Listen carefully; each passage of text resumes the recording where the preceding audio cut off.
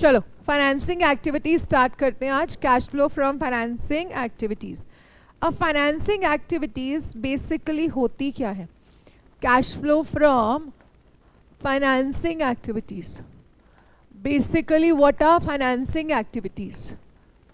any activity which leads to the arrangement of finances. मतलब कोई भी एक्टिविटी जिससे आपके पास पैसे आते हैं, any activity जिससे आपके पास पैसे आते हैं, फाइनेंसेस आएंगे, वो एक्टिविटी को हम क्या कहेंगे? Financing activity. अब कौन सी एक्टिविटीज़ ऐसी हैं जिससे हमारे पास पैसे आते हैं? देखो, इशू ऑफ शेयर कैपिटल. आप इशू ऑफ शेयर्स, आप शेयर्स इशू करते हो, उससे क्या होता है? आप अपने बिजनेस के लिए पैसे अरेंज करते हो ना, ठीक है. ऐसे आप डिबेंचर्स इशू करते हो, आप डिबेंचर्स इशू करते हो, इससे भी क्या होता है? आपके बिजनेस के लिए पैसे आते हैं. आप लॉन्ग टर्म लोन्स लेते हो, ठीक है.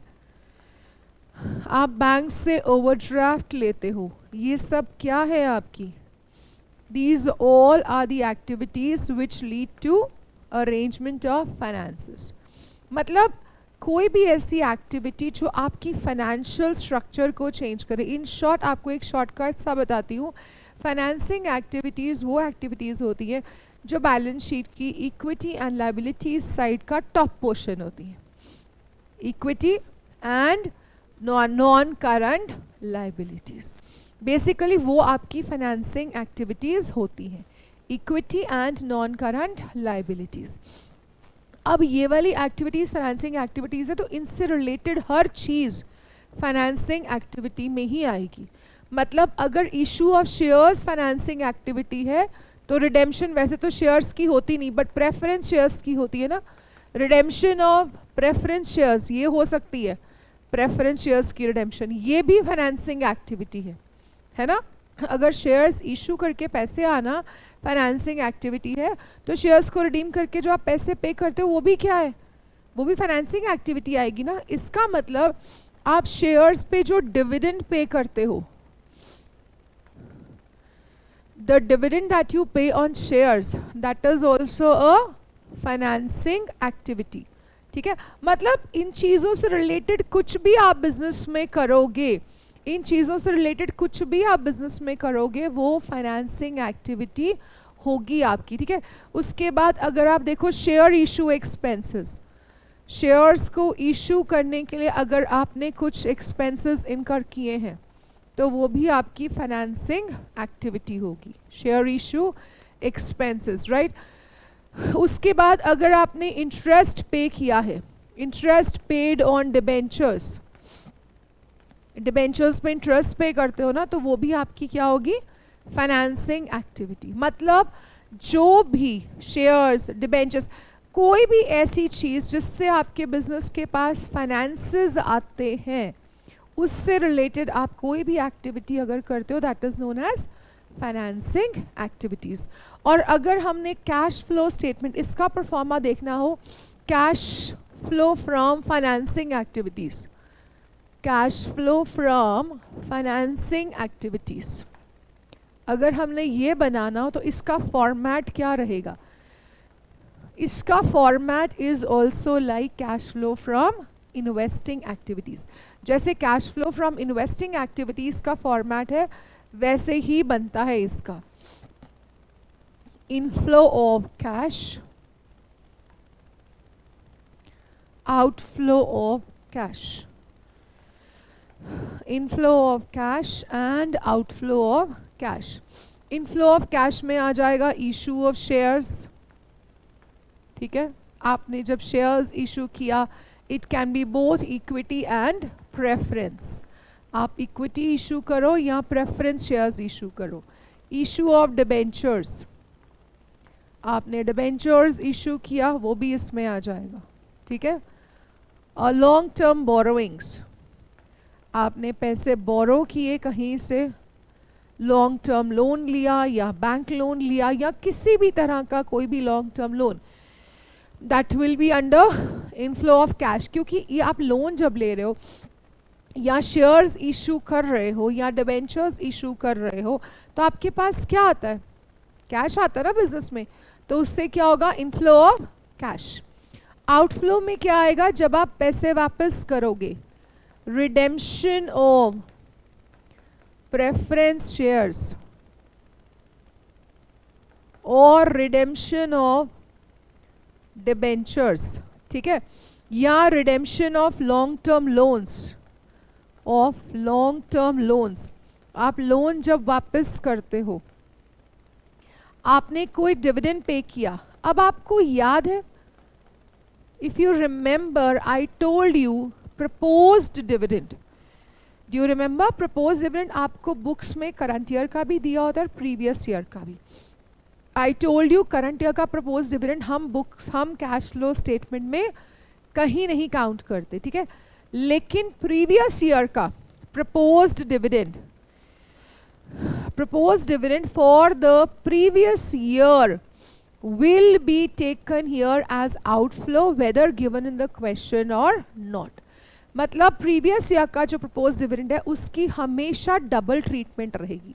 One treatment will be add back हो जाएगा for the calculation of net profit before taxes and extraordinary items, और सेकेंड ट्रीटमेंट इज ये यहाँ पर आउटफ्लो ऑफ कैश में आएगा, propose dividend for the previous year.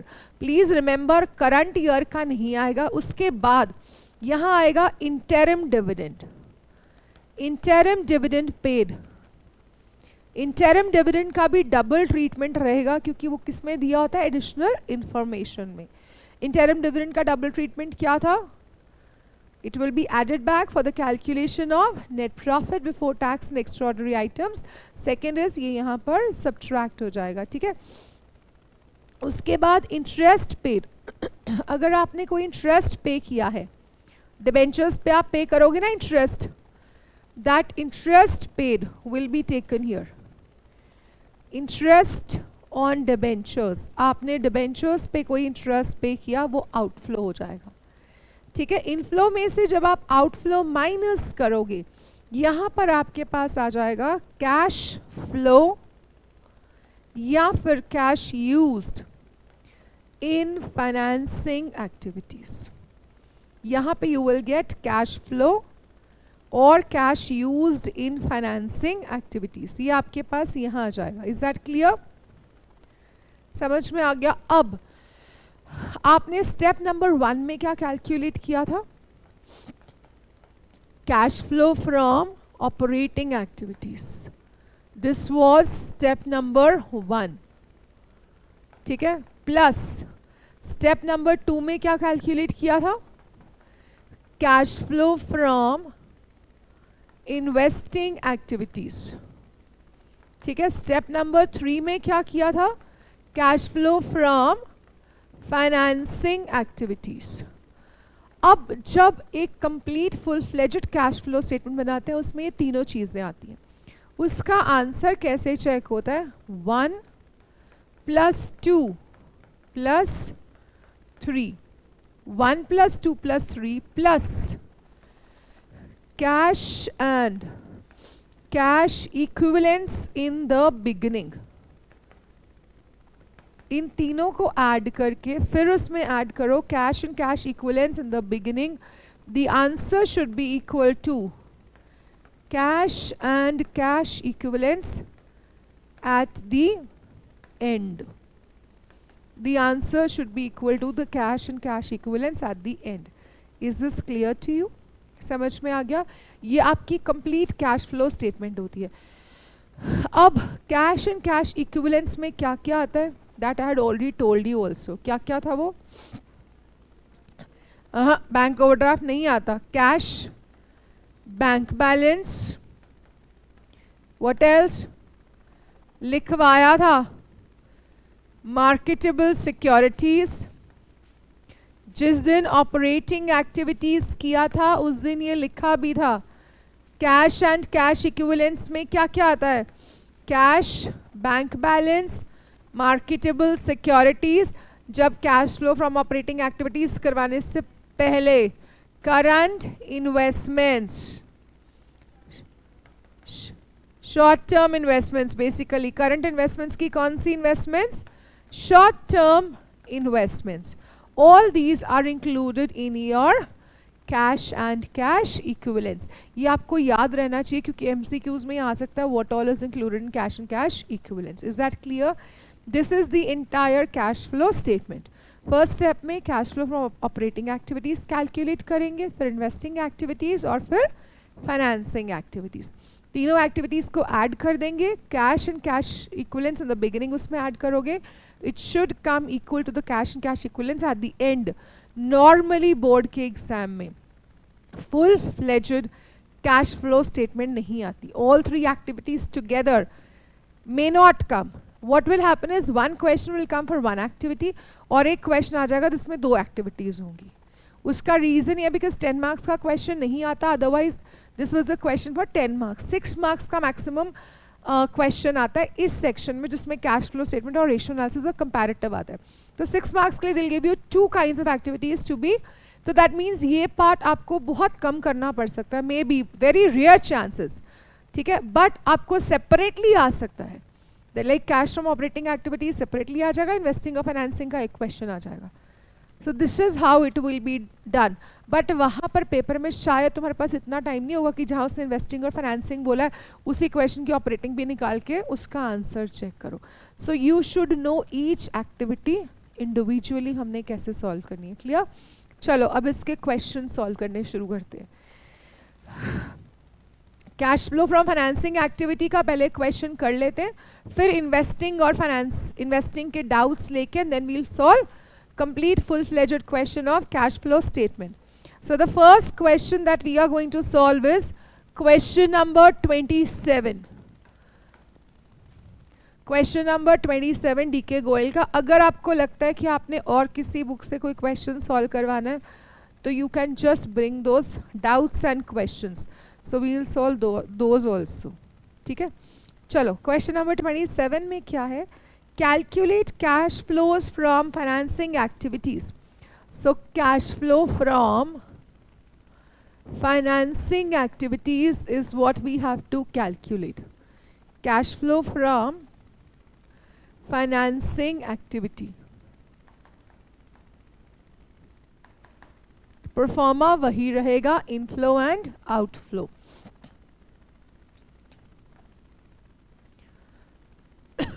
You will have inflows of cash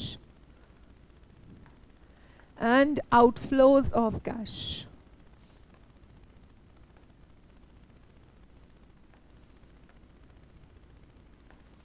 Inflows and outflows of cash. Now the first thing that is given to you is equity share capital. 7 lakh rupees था and अब 12 lakh rupees हो गया. यही है ना?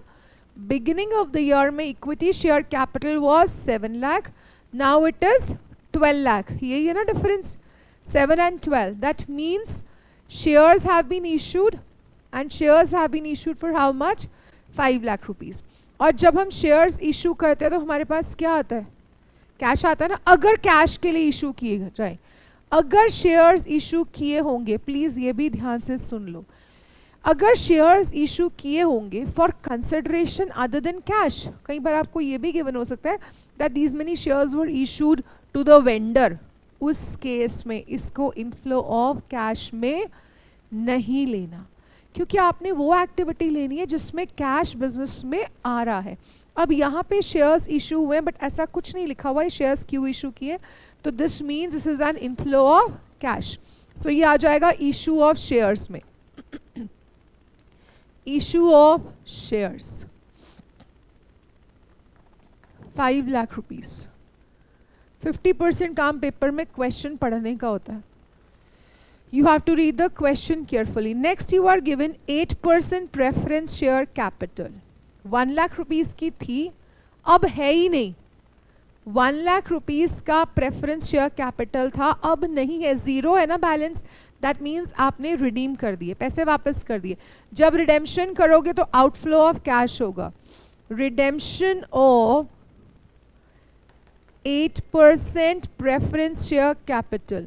अब ये 8% preference share capital का क्या मतलब है? 8% is the rate of dividend. अभी रेट ऑफ डिविडेंड का क्या करेंगे, दैट वील डू आफ्टरवर्ड्स. अभी सिर्फ ये बेसिक चीज़ें लिख लेते हैं. कितने की रिडीम किए हमने, 1 लाख रुपीज़ के. So this will be a negative amount, ये नेगेटिव में रहेगा, right. Next is 9% debentures. 9% debentures की पहले वैल्यू 0 थी, अब डिबेंचर्स की वैल्यू हो गई है 2 लाख रुपीज़. ठीक है, अब डिबेंचर्स की वैल्यू है 2 lakh. That means what, issue of debentures. तो यहाँ आ जाएगा issue of 9% debentures and that is going to be how much, 2 lakh rupees. Issue of 9% debentures, 2 lakh rupees. Next is 7% debentures. 1 lakh rupees के थे 7% debentures. हम question number 27 कर रहे हैं. 1 lakh rupees के थे 7% debentures. अब नहीं है, अब नहीं है मतलब redeem कर दिए ना हमने, वापस कर दिए. तो यहाँ आएगा redemption of 7% debentures, 1 lakh rupees. We have redeemed the debentures for 1 lakh rupees. Next you are given, now start reading the additional information. Additional information में first point is equity shares were issued at a premium of 2%. ये वाले जो equity shares हमने issue किए हैं 5 lakh rupees के, ये issue किए थे at a premium of 2%. 2% means 10,000 premium. 10,000 premium हुआ ना, 5 लाख का 2% इज 10,000. तो 10,000 रुपीज प्रीमियम से आपको पैसे मिले ना वो, तो यहाँ पर आ जाएगा premium on issue of shares. ये भी आपके पास इनफ्लो है, premium on issue of shares. 10,000 rupees you have received as premium on issue of shares, right. Next is 8% preference shares were redeemed at a premium of 2%. ये वाले जो preference shares redeem किए हैं, ये redeem किए at a premium of 2%. मतलब जब हमने पैसे वापस किए, जो 1 लाख रुपीस के हमने प्रेफरेंस शेयर्स रिडीम किए हैं, ये 2% प्रीमियम पे किए, मतलब 2,000 रुपीज एक्स्ट्रा दिया. तो यहाँ पर क्या आ जाएगा, premium on redemption. Premium on redemption 2,000 rupees. Premium on redemption is 2,000 rupees. Clear. Next, now just read 9% debentures were issued at a discount of 1%. 9% debentures जो इशू किए थे ना, ये 1% डिस्काउंट पे किए थे. 2 लाख का 1% कितना होगा, 2,000. ये 1% डिस्काउंट पे किए थे. 2 लाख का 1% is going to be 2,000. 2 lakh का 1% इज 2,000. दैट मीन्स हमारे पास यहाँ कितने पैसे आएंगे, जब हमने डिबेंचर्स इशू किए तो हमारे पास कितने पैसे आएंगे, 1,98,000. तो यहाँ 2 लाख की जगह आपके पास आएगा 1,98,000. Is this clear. क्योंकि ये वाले डिबेंचर्स जो हमने इशू किए, हमने डिस्काउंट पे इशू किए, तो हमें 2 लाख पूरा नहीं आएगा, हमें 2,000 रुपीज कम आएंगे, 1,98,000. And 7% debentures were redeemed at a premium of 5%. ये वाले डिबेंचर्स जो हमने रिडीम किए 1 लाख रुपीस के, ये 5% प्रीमियम पे रिडीम किए, मतलब 5,000 रुपीज रिडेम्पशन पे प्रीमियम दिया है. That will B premium on, ये आउटफ्लो में आएगा, premium on redemption of debentures. Premium on redemption of debentures 5,000 rupees. This will be an outflow. Clear? Next, अगला ध्यान से पढ़ो जरा. Underwriting commission or equity shares was paid 2.5% on issue price.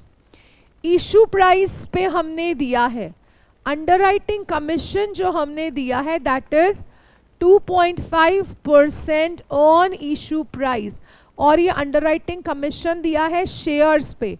Can you tell me what is the issue price of shares?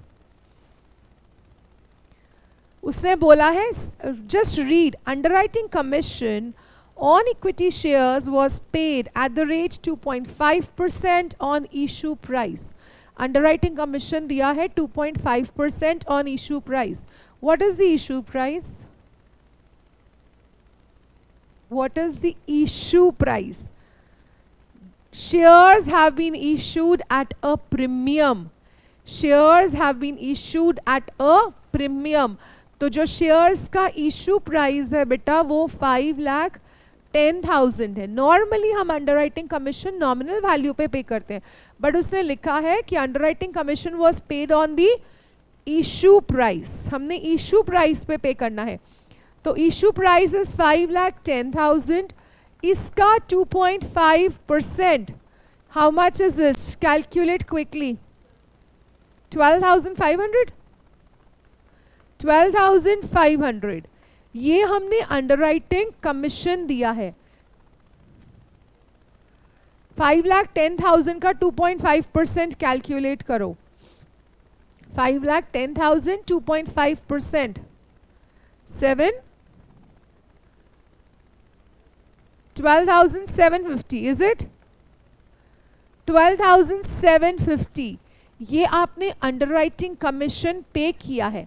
पहले बात तो ये देखो, ये अंडरराइटिंग कमीशन किसके लिए पे किया है? शेयर्स के लिए. शेयर्स कौन सी एक्टिविटी में आते हैं?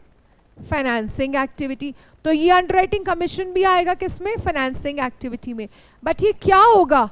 आउटफ्लो होगा, क्योंकि ये आपने पे किया है. So here you will have underwriting commission paid. Underwriting commission paid. Underwriting commission paid will be 12,750. 12,750. Clear? Next, read what is given.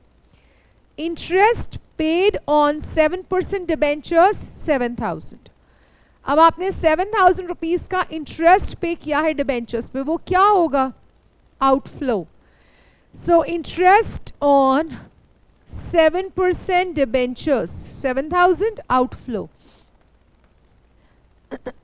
Now here I want to tell you one thing. अगर हम यहाँ पर cash flow from operating activities भी बना रहे होते, अगर हम यहाँ पर cash flow from operating activities भी बना रहे होते, तो ये जो हमने इंटरेस्ट पे किया और जो अंडरराइटिंग कमीशन पे किया ना, ये एड बैक होती अंडर नॉन ऑपरेटिंग एक्सपेंसेस, क्योंकि ये प्रॉफिट एंड लॉस अकाउंट में आते हैं, लेकिन ये ऑपरेटिंग एक्सपेंसेस नहीं है. ये कौन से एक्सपेंसेस है? Financing expenses. Clear? Now just see the next one. Dividend paid on preference shares 8,000. Dividend paid on preference shares, ये भी आउटफ्लो है. Dividend on preference shares. Dividend on preference shares 8,000. This is also an outflow. Clear? Next.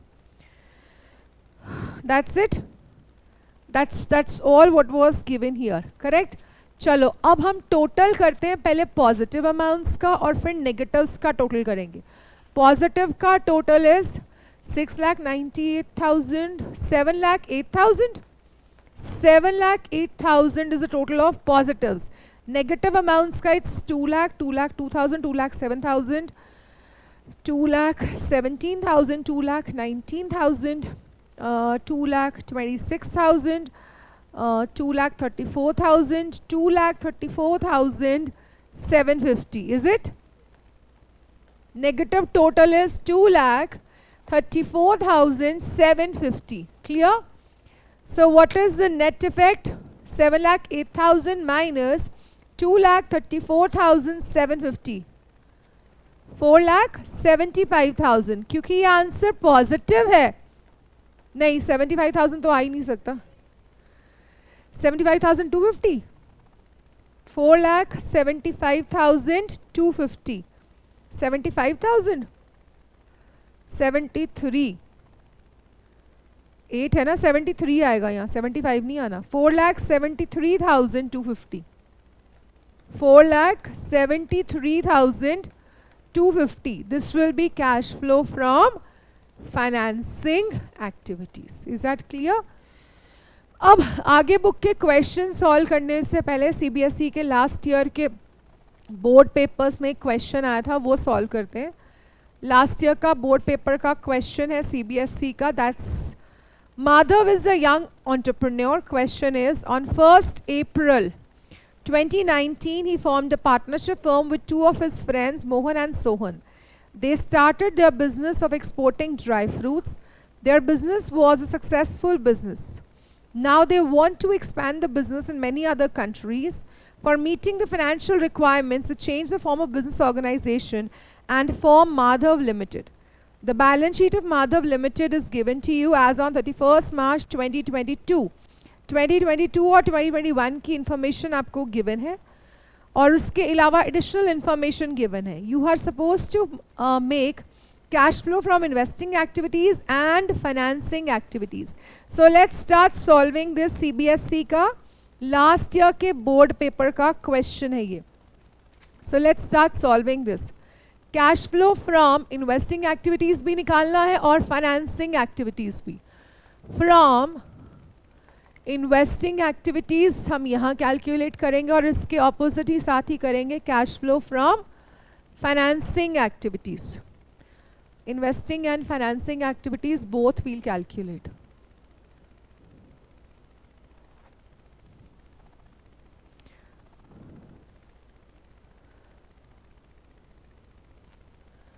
Cash flow from investing activities, cash flow from financing activities.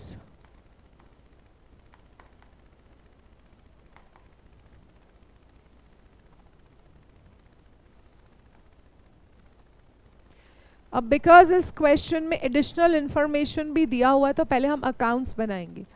I just read out the additional information जो आपको दिया है, उसके हम accounts बनाएंगे.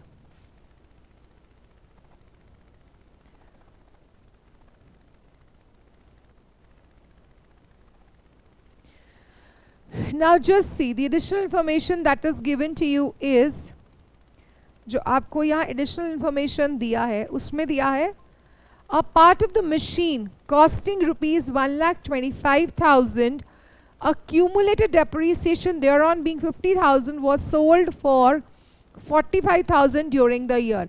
Additional information में दिया है कि एक मशीन थी जिसकी कॉस्ट थी, accumulated depreciation दिया हुआ और उसका सेल प्राइस दिया हुआ है.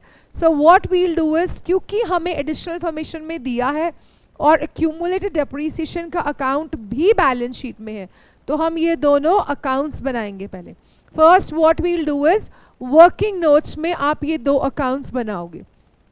And it is very important, जब आप अकाउंट से वर्किंग नोट्स में बना रहे हो तो मेंशन करो, otherwise they will be taken as your main answers. तो यहाँ हम बनाएंगे प्लांट एंड मशीनरी का account and we will make accumulated depreciation का account. Plant and machinery account बनाएंगे और अक्यूमुलेटेड डेप्रीसिएशन. साइमल्टेनियसली दोनों अकाउंट्स बनेंगे.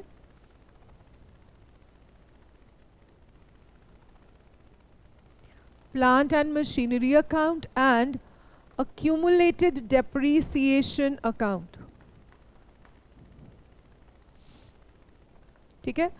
अब आपको क्वेश्चन में बैलेंसेस दिए हैं. प्लांट एंड मशीनरी का opening balance is given to you as 25 lakh. Plant and machinery का opening balance is given to you as 25 lakh. So it will be to balance brought down. 25 lakh is the opening balance of plant and machinery. Clear? उसके बाद आपको closing balance दिया है 44 lakh. By balance carried down 44 lakh rupees आपको closing balance दिया, right? और आपको question में accumulated depreciation का opening balance दिया था 2,50,000. By balance brought down 2,50,000. This was the opening balance of accumulated depreciation. To balance carried down. Closing balance भी आपको दिया है क्यूमुलेटेड डेप्रीसिएशन अकाउंट का 4 लाख रुपीस. ठीक है, this is given to you in the balance sheet. ये हमने balance sheet से फिगर्स लिया है. ठीक है, उसके बाद आपको दिया है a part of the machine जिसका कॉस्ट था, a part of the machine जिसका कॉस्ट था 1,25,000. मशीन का कॉस्ट था 1,25,000. उसका अक्यूमुलेटेड डेप्रीसिएशन था 50,000. अक्यूमुलेटेड डेप्रीसिएशन उस मशीन का था 50,000. ये उसका अक्यूमुलेटेड डेप्रीसिएशन था. ठीक है, इसको हमने सेल किया है फॉर 45,000. इसका सेल प्राइस था 45,000. This is what you are given. ठीक है, अब 1,25,000 कॉस्ट था, अक्यूमुलेटेड डेप्रीसिएशन 50,000 था. Let's calculate the WDV. WDV कितना रहेगा? 1,25,000 माइनस 50,000, 75,000. 75,000 था WDV मशीन का, राइट? अब ये वाला मशीन कितने में सेल किया है? 45,000 में सेल किया है. दैट मीन्स आपको लॉस हो रहा है. You are suffering a loss of 30,000 rupees. इसकी हम पहले जर्नल एंट्री करेंगे so that you know what is the basic of doing this. Journal entry will be जो पैसे आपने रिसीव किए हैं, the money that you have received, उसकी एंट्री क्या हो जाएगी? Bank account debited. Bank account debited with the money that you have received. And कितने पैसे रिसीव किया आपने? 45,000, right? accumulated depreciation account debited. Accumulated depreciation account debited. Accumulated depreciation में कितना अमाउंट है? 50,000. बिकॉज अगर आपको याद हो तो I told you yesterday that when we are making accumulated depreciation account, जब हम एसेट को सेल करते हैं तब accumulated depreciation से पैसे उठा के हम एसेट अकाउंट में ट्रांसफर कर देते हैं, right? So accumulated depreciation account debited, profit and loss account debited. यहाँ पे आ जाएगा आपका लॉस 30,000 रुपीज का. To plant and machinery account 1,25,000. Isn't it? यही एंट्री हमने कल किया था ना जब ये बना. अब इसको हम पोस्ट करते हैं प्लांट एंड मशीनरी अकाउंट में बाय बैंक, बिकॉज हम यहाँ पे सेल ऑफ एसेट लेते हैं. ठीक है, that will be how much? 45,000. उसके बाद बाय अक्यूमुलेटेड डेप्रीसिएशन, क्योंकि ये टोटल डेप्रीसिएशन है, that is 50,000. By P&L account, that is 30,000 which is loss, right? अब ये अक्यूमुलेटेड डेप्रीसिएशन यहाँ डेबिट किया है तो ये अक्यूमुलेटेड डेप्रीसिएशन अकाउंट में भी तो आएगा ना. तो यहाँ पे कितना आ जाएगा? 2 plant and machinery account, amount will be 50,000 rupees. Clear? This entry has been posted. अब हम क्या करेंगे? दोनों अकाउंट्स को बैलेंस करेंगे. पहले अक्यूमुलेटेड डेप्रीसिएशन अकाउंट को बैलेंस करते हैं. ये टोटल बन रहा है 4,50,000. दिस इज 4,50,000 और यहाँ कितना है? 2,50,000. So balancing figure is going to be 2 lakh rupees. ये बैलेंसिंग फिगर होगा, right? This is the balancing figure. और ये बैलेंसिंग फिगर क्या रिप्रेजेंट करता है? डेप्रीसिएशन. यहाँ से आपके पास आ जाएगा depreciation charge during the year. अब एक बार फटाफट से सुन लेते हैं कौन सी आइटम कहाँ जाएगी. ये जो depreciation charge during the year है ये कहाँ जाएगा? ऑपरेटिंग एक्टिविटीज में, नॉन कैश एक्सपेंसेस में एड बैक होगा. ठीक है, यहाँ जो सेल आ रहा है प्लांट एंड मशीनरी से वो कहाँ जाएगा? Inflow under investing activities. ये जो प्रॉफिट एंड लॉस अकाउंट का लॉस है ये कहाँ जाएगा? नॉन ऑपरेटिंग एक्टिविटीज में एड बैक हो जाएगा. Is that clear? Additional information में एक ये दिया था, दूसरा आपको दिया है interest of rupees 1,25,000 was paid on debentures. ठीक है, इसका एडजस्टमेंट भी हम करेंगे. अब let's start solving the question. Now we move on to calculation of investing and financing activities. अब क्वेश्चन पेपर में first thing that is given to you is share capital. Share capital 25 lakh rupees का था beginning में, अभी share capital हो गया 35 लाख का. That means shares have been issued, है ना. और जब हम शेयर्स इशू करते हैं वो कहाँ आते हैं? फाइनेंसिंग एक्टिविटीज में आते हैं. और कैसे आते हैं?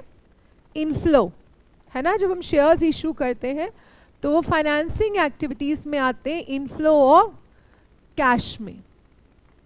तो यहां पर क्या आ जाएगा? Issue of share capital.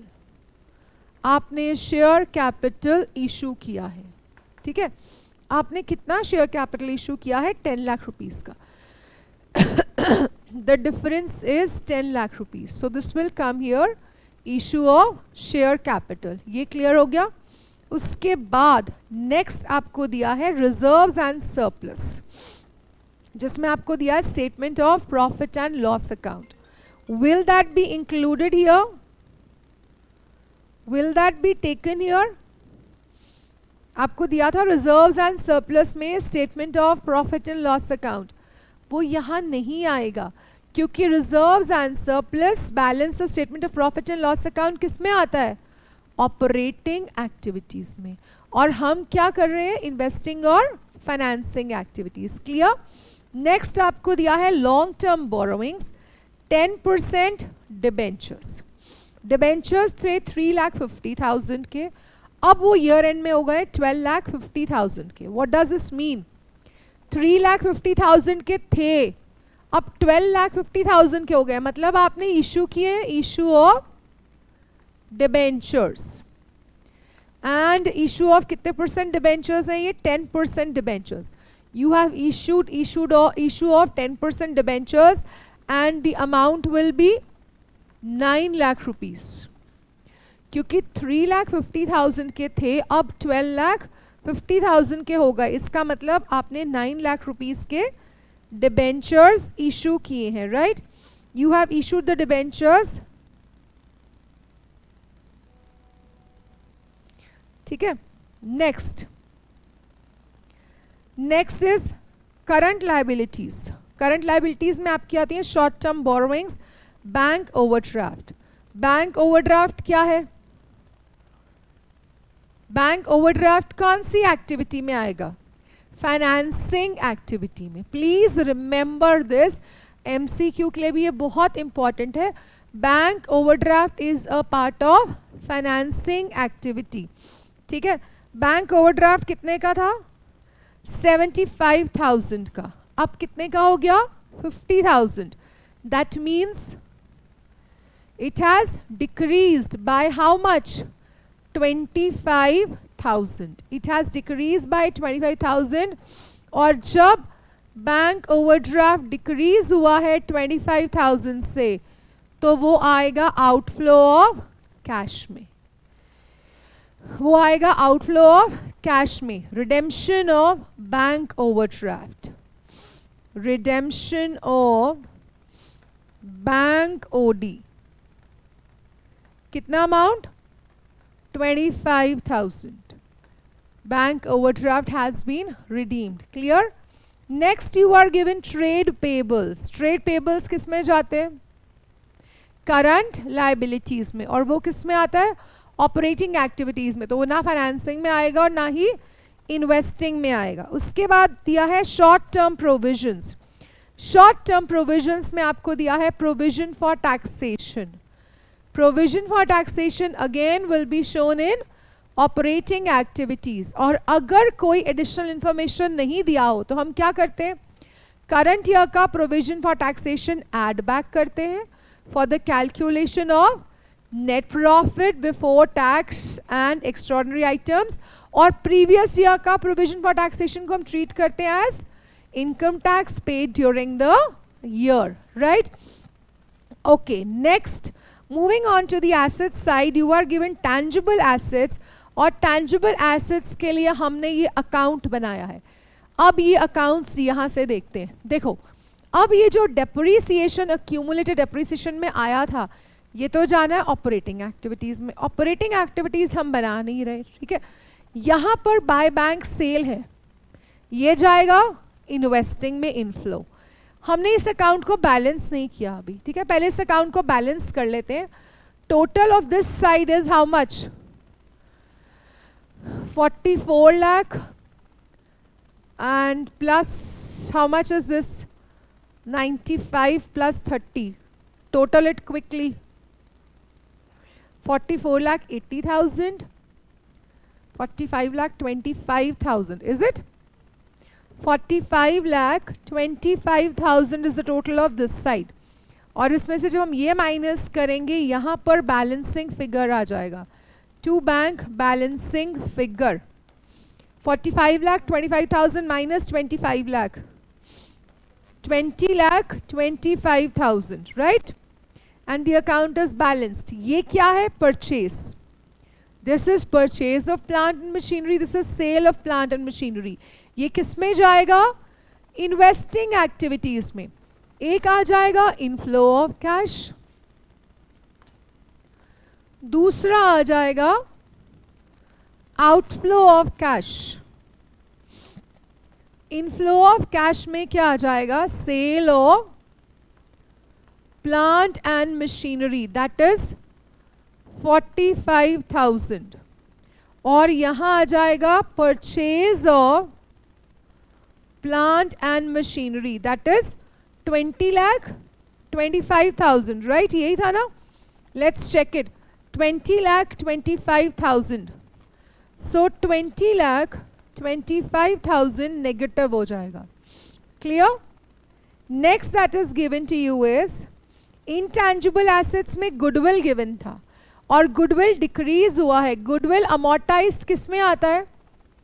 Non operating expenses में एड बैक हो जाता है, ठीक है? उसके बाद इन्वेंट्रीज दिया है, ट्रेड रिसीवेबल्स दिया है, कैश एंड कैश इक्विवेलेंट्स दिया है, ये सब इसमें नहीं आएगा। Then you have interest rupees 1,25,000 was paid on debentures, तो वो कहाँ आएगा? आउटफ्लो।